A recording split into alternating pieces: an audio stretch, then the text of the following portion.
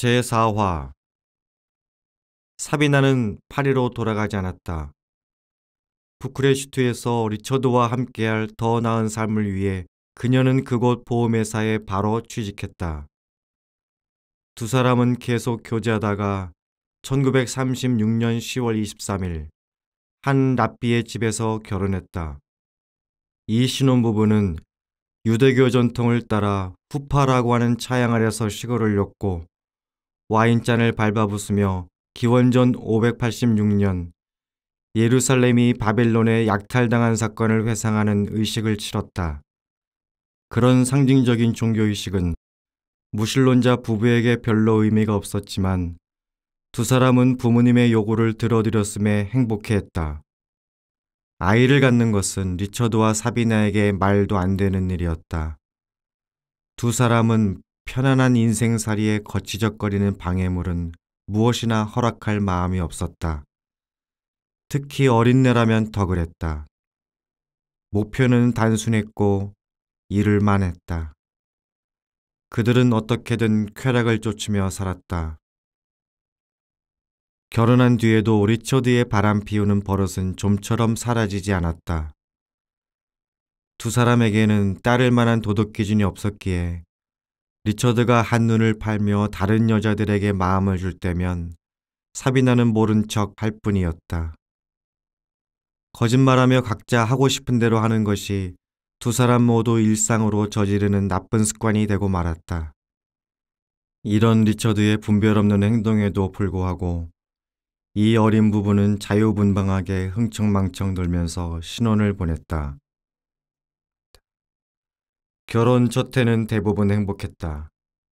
그러나 리처드가 자신의 방탕한 생활 방식에 발목을 잡히면서 모든 것이 바뀌었다. 그 일은 좀처럼 가라앉지 않는 성가신 기침으로 시작되었다. 리처드는 이 증상을 한동안 무시했지만 결국 아내의 끈질긴 간청을 이기지 못해 병원에 가보기로 하였다.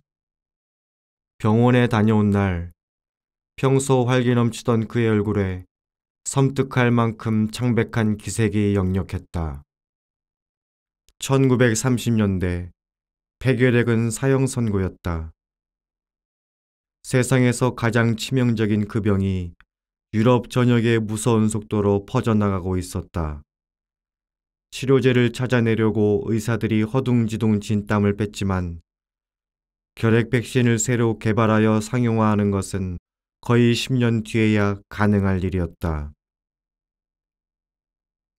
지나친 음주로 리처드의 면역체계가 무너져 결핵균에 감염되기 쉬워졌고 결국 세균이 호흡기에 침입한 것이었다. 리처드의 폐 일부에 증식하던 위협적인 박테리아가 퍼져 한밤중에 식은땀과 오한을 일으키며 그의 약해진 몸을 사정없이 파괴하였다. 물이 가득 들어찬 리처드의 폐는 두뇌에 산소를 전달하기 위해 안간힘을 썼고 리처드는 기침하며 피를 토했다. 사비나의 27살 남편이 자신의 체액에 곧 익사할 위험에 빠진 것이었다. 리처드가 유일하게 선택할 수 있는 길은 카르파티아 산맥 깊은 곳에 있는 외딴 요양원에 격리되는 것뿐이었다. 그곳에 가면 맑은 공기를 마시고 자외선 살균 램프 불빛을 쏘일 수 있었다. 장기간 충분히 요양하면 회복될 가능성도 있었다. 그러나 예후가 좋지 않았다. 살 수 있는 확률은 반반이었다. 남편이 사형 선고를 받자 사비나는 몹시 슬펐다. 두 사람이 행복하게 결혼 생활을 할 수 있다는 것이 증명되었지만 리처드가 폐결핵 진단을 받은 사건은 견디기 힘든 짐이 되었다. 두 사람은 처음으로 자신들의 앞날을 생각했다. 사비나가 미망인이 될지도 모른다는 생각이 두 사람 마음에 문득문득 떠올랐다.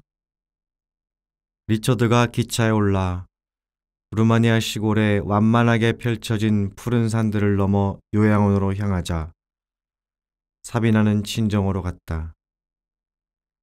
사비나는 보름마다 먼 길을 달려 병든 남편을 찾아갔고 남편과 시간을 보낼 때면 울다 지쳐 잠이 들었다. 다른 여인들도 리처드를 걱정하며 울었다. 거기에는 리처드의 어머니와 심지어 그가 유혹했던 여자들 몇 명도 포함되어 있었다. 고요한 요양원에서 리처드는 부쿠레슈티에서 맛보지 못한 휴식을 취했다. 이렇게 쉬는 건 내 평생 처음이에요. 리처드가 사비나에게 말했다.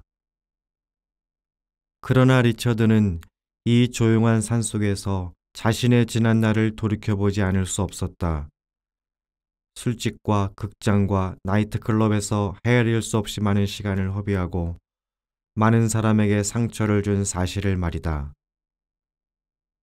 고통스러운 기억들이 파도처럼 갑자기 밀려들었고 그 기억 하나하나가 폐결핵 못지않게 그를 괴롭혔다. 그가 속였던 동업자들의 얼굴이 보였고 그가 했던 거짓말이 그 말을 처음 내뱉었을 때처럼 명확하게 들렸다. 산에서 마시는 맑은 공기 덕분인지 과거의 모든 생각과 말과 행동과 죄가 수면으로 떠올랐다. 고통스러운 연극의 장면들처럼 이 모든 게 나에게 돌아오고 있어. 리처드는 생각했다. 리처드는 다른 사람들을 헐뜯고 조롱하고 속이는 데 젊음을 쏟았다. 대체 무엇을 위해서 그랬단 말인가? 그때까지 살아온 인생의 풍경화가 리처드의 앞에 펼쳐졌다. 어리석음의 황무지였다.